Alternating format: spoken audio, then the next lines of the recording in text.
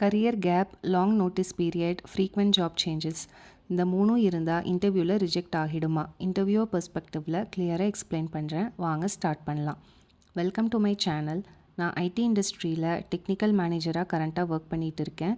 Close to 11 years experience இருக்குது and interview பேனலில் ஃப்ரீக்வெண்ட்டாக இன்வால்வ் ஆகிற பர்சன். ஸோ இது தியரி கிடையாது. ரியல் இன்டர்வியூ எக்ஸ்பீரியன்ஸில் கேண்டிடேட்ஸ் கிட்ட career gap, frequent jumps, long notice period இருந்தால் நான் என்ன எக்ஸ்பெக்ட் பண்ணுறேன், இப்போவே அதை டீட்டெயில்டாக பார்க்கலாம். ஸ்கிப் பண்ணாமல் பாருங்கள், கண்டிப்பாக யூஸ்ஃபுல்லாக இருக்கும். கரியர் கேப் பற்றி நான் யோசிக்கிறது இதுதான். இன்டர்வியூ பண்ணுற கேண்டிடேட் கிட்ட ப்ராப்ளம் சால்விங் ஸ்கில்ஸ் இருக்கா, நான் இப்போ கொடுக்குற ஒரு ரெக்குவயர்மெண்ட்டுக்கு அவங்க எப்படி அப்ரோச் பண்ணி எப்படி ரிசல்ட் கொண்டு வராங்க, கரண்ட் ஸ்கில் செட்டில் அப்டேட்டடாக இருக்காங்களா, லேர்னிங் மைண்ட் செட் இருக்கா, கரியர் டைரெக்ஷன் இப்போ கிளியராக அவங்களுக்கு போகுதா. ஸோ கேப் பெரிய ப்ராப்ளம் கிடையாது. கேப்பில் என்ன பண்ணீங்க, எப்படி இம்ப்ரூவ் பண்ணீங்க, அதுதான் முக்கியம். உங்களால் இம்ப்ரூவ் பண்ண முடியல, ஹெல்த் இஷ்யூஸ் அல்லது பர்சனல் இஷ்யூஸ்னால ரொம்ப கேப் ஆகிடுச்சு அப்படின்னாலும் பரவாயில்ல, அதுக்கப்புறம் டெக்னிக்கலாக க்ரோ ஆகியிருக்கீங்களா, அதுதான் ரொம்ப முக்கியம். ஸோ கரியர் கேப் பற்றினா கவலையை விடுங்க. உங்கள் ஸ்கில்ஸில் எப்படி உங்களை அப்டேட்டடாக வச்சுக்கலான்னு பாருங்கள். அடுத்து நோட்டீஸ் பீரியட்க்கு போகலாம். நோட்டீஸ் பீரியட் எப்போவுமே செகண்ட் ப்ரையாரிட்டி தான். First priority is always skills and attitude. Notice period ரெஸ்யூமில் மென்ஷன் பண்ண தேவை கிடையாது. ஹெச்ஆர் ரவுண்டில் ஹானஸ்ட்டாக டிஸ்கஸ் பண்ணினா போதும். ரெக்ரூட்டர் இனிஷியலாக உங்களுக்கு கால் பண்ணும்போது நோட்டீஸ் பீரியட் நெகோஷியேட் பண்ண முடியுமான்னு கேட்டாங்கன்னா சடனாக முடியாதுன்னு சொல்ல வேண்டாம். At the same time false ப்ராமிஸும் கொடுக்க வேண்டாம்.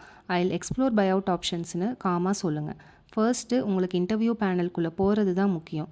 ஒன்ஸ் இன்டர்வியூவருக்கு நீங்கள் டெக்னிக்கலி ஸ்ட்ராங்குன்னு தெரிஞ்சால் அவங்க கண்டிப்பாக வெயிட் பண்ணுவாங்க.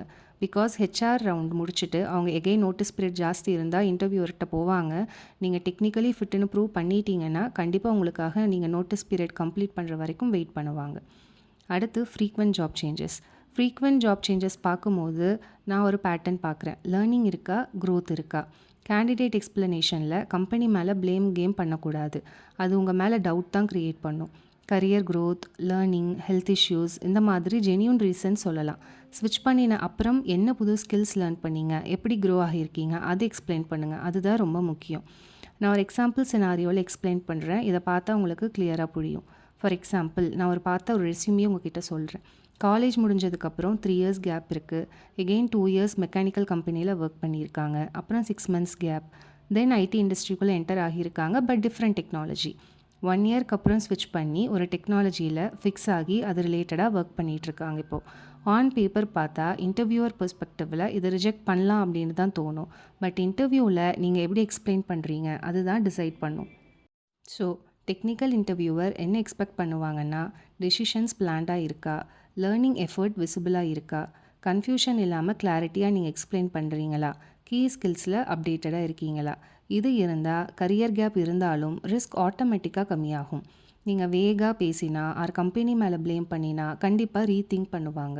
என்விரான்மெண்ட் ஸ்ட்ரெஸ்ஃபுல்லாக இருந்தது, அதனால் நான் ஜம்ப் பண்ணினேன், ஃபைனான்ஷியல் சுச்சுவேஷனுக்காக நான் வெளியில் வந்துட்டேன், இப்படியெல்லாம் சொன்னீங்கன்னா ஃப்யூச்சரில் நீங்கள் அவங்க எடுக்கிற கம்பெனிக்கு ட்ரூத்ஃபுல்லாக சஸ்டெயின் பண்ண முடியுமான்னு டவுட் வரும். ஸோ கிளியராக பொலைட்டாக எக்ஸ்பிளைன் பண்ணுங்கள். ஃபேக் ஸ்டோரிஸ் கொடுக்க வேண்டாம். ஈவன் ஒரு கம்பெனியில் 1 month ஒர்க் பண்ணினாலும் எக்ஸ்பீரியன்ஸ் ஹைட் பண்ணாதீங்க. அது பிஜிவி இஷ்யூஸ் கொண்டு வரும். நீங்கள் டெக்னிக்கலி ஸ்ட்ராங்காக இருந்தால் கம்பெனி கண்டிப்பாக இன்ட்ரெஸ்டடாக இருப்பாங்க. So career gap, frequent job changes, notice period இது எல்லாத்தையும் நினச்சி கவலைப்படாதீங்க. உங்கள் ஸ்கில்ஸை ஒர்க் அவுட் பண்ணுங்கள், கிளாரிட்டி டெவலப் பண்ணுங்கள். கண்டிப்பாக பாசிட்டிவ் ரிசல்ட் கிடைக்கும். இந்த வீடியோ உங்களுக்கு கிளியர் பிக்சர் கொடுத்துருக்கோன்னு நம்புகிறேன். வீடியோ யூஸ்ஃபுல்லாக இருந்தால் லைக் பண்ணுங்கள். இன்னும் டவுட்ஸ் இருந்தால் கமெண்ட் பண்ணுங்கள், நான் கண்டிப்பாக எக்ஸ்பிளைன் பண்ணுறேன். நெக்ஸ்ட் வீடியோவில் சேலரி நெகோசியேஷன் எப்படி பண்ணுறதுன்னு பார்க்கலாம். அதை மிஸ் பண்ணாமல் இருக்க சப்ஸ்கிரைப் பண்ணிவிட்டு பெல் ஐக்கான் ப்ரெஸ் பண்ணுங்கள். ஸோ தட் நான் போடுற வீடியோ உங்களுக்கு டக்குன்னு அப்டேட் ஆகும். பாய்.